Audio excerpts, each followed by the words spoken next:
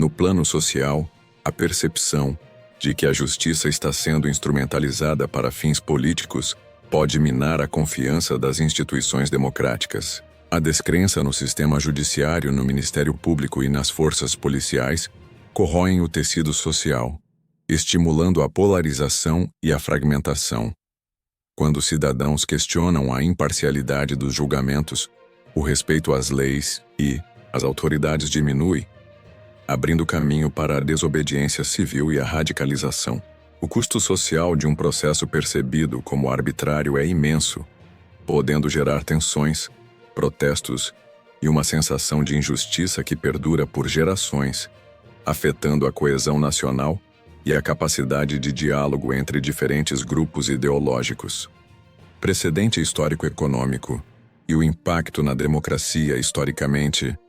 O Brasil já vivenciou momentos de instabilidade política e jurídica que tiveram profundas consequências econômicas.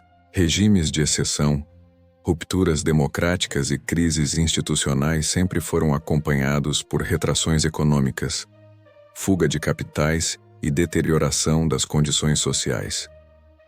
O cenário atual, embora distinto dos golpes militares do passado, carrega em si o germe da incerteza e da insegurança jurídica, elementos que, por si só, são tóxicos para o ambiente de negócios e para o bem-estar da população. A fragilidade das provas apresentadas, aliada à velocidade processual e à resistência em aceitar novas versões dos fatos, cria um precedente perigoso para o futuro da democracia brasileira. Se a condenação de figuras políticas proeminentes pode ser alicerçada em evidências controversas e em processos acelerados, a própria noção de Estado de Direito é colocada em xeque. Além disso, a forma como este caso é conduzido pode ter um efeito cascata sobre a atuação das Forças Armadas e de outras instituições de Estado. A tentativa de atribuir a militares a função de impedidores de golpe, uma narrativa agora desmentida pelo próprio general Freire Gomes, pode gerar ressentimento e desconfiança dentro das casernas. O almirante Garnier, ex-ministro da Marinha, que segundo a Polícia Federal teria aderido ao plano golpista, foi defendido por Freire Gomes, que afirmou que Garnier demonstrou apenas apreço e não conluio, permanecendo calado durante as discussões.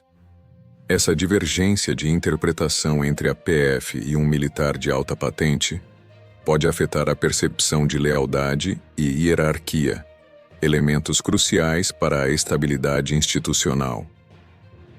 A ausência de execução e o ponto cego da acusação.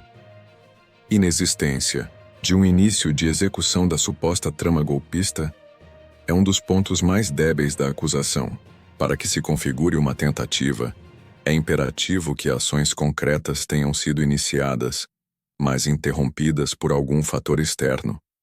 A narrativa inicial da Polícia Federal, agora refutada pelo general Freire Gomes, postulava que a firmeza do ex-comandante havia sido o elemento crucial que impediu a consumação do plano. No entanto, o general desmentiu essa versão, reiterando que não houve qualquer atitude ou ameaça de sua parte que pudesse ter detido o ex-presidente Bolsonaro. Essa reviravolta enfraquece consideravelmente a base da acusação, pois a ausência de um fator impeditivo credível torna a tese da tentativa de golpe ainda mais questionável. A lógica defendida pela advocacia é irrefutável.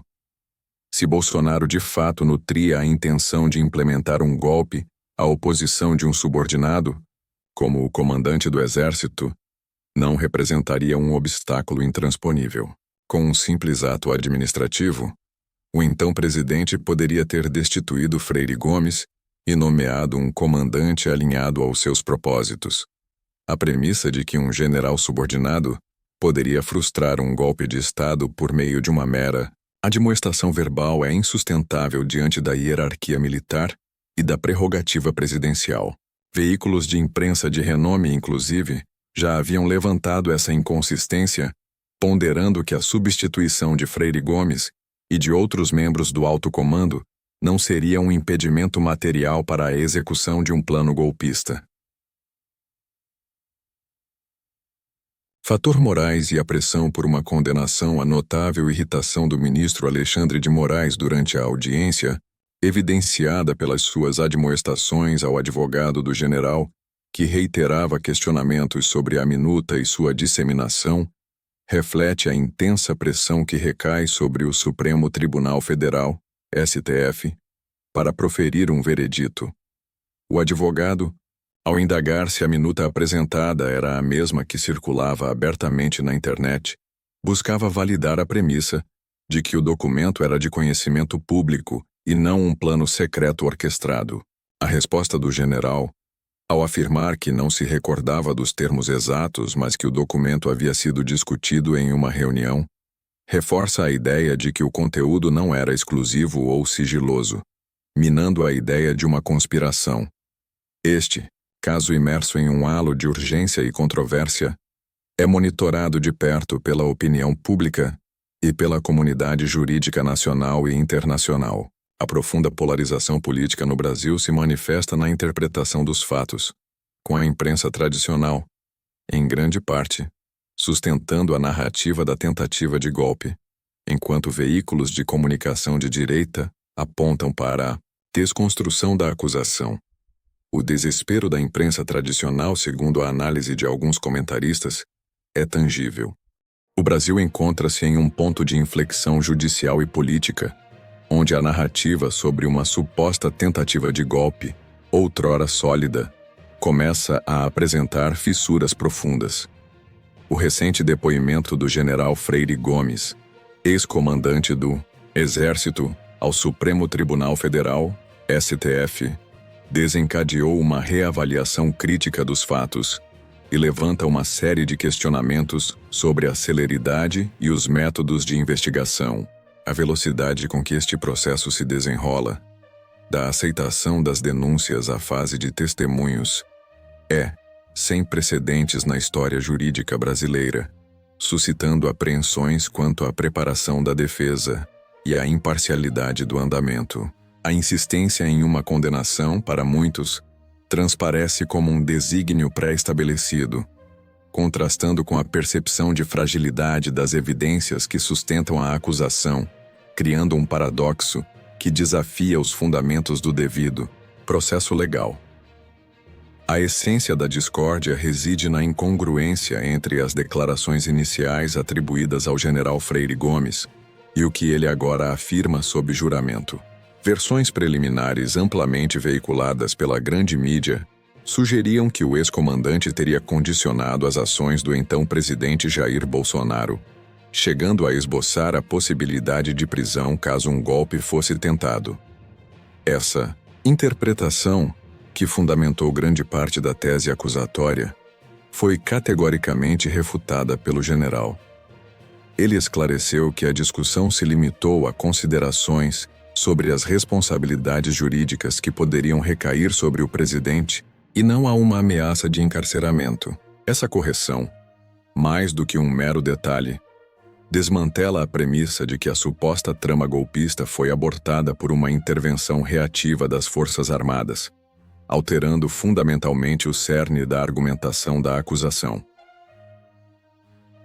A desconstrução da narrativa e o contexto da minuta 1 dos pilares da estratégia defensiva, e um ponto central do novo testemunho do general, reside na análise aprofundada da minuta de estado de sítio. As autoridades, na fase investigativa, apresentaram este documento como uma prova irrefutável da intenção subversiva, associando sua autoria a Anderson Torres, ex-ministro da Justiça. Contudo, Freire Gomes negou veementemente ter atribuído a Torres a paternidade do documento.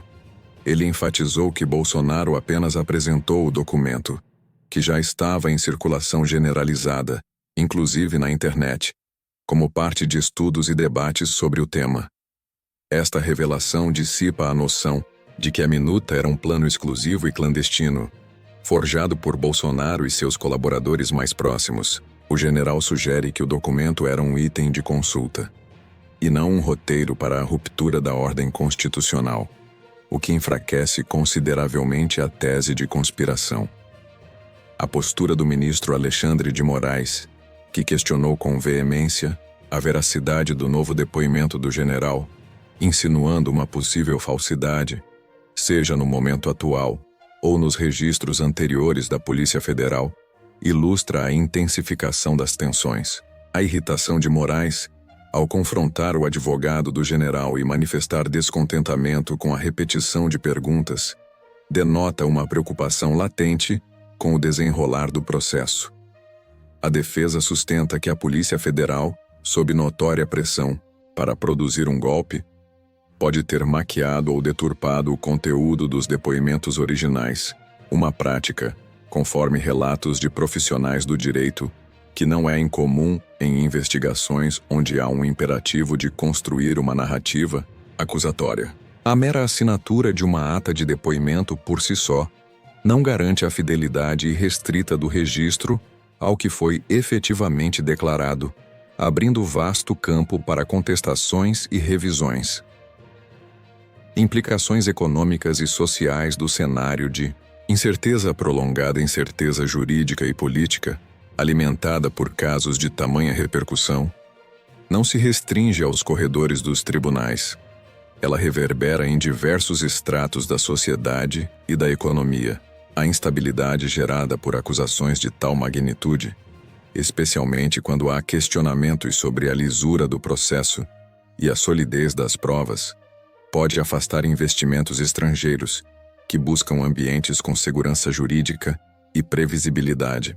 Empresas multinacionais e investidores de portfólio tendem a recuar diante de cenários onde a balança da justiça parece pender para o lado da conveniência política, em detrimento da estrita observância das normas. Isso pode resultar em menor entrada de capital, desvalorização da moeda nacional e aumento do risco país, impactando diretamente a capacidade de geração de empregos e o crescimento do Produto Interno Bruto, PIB.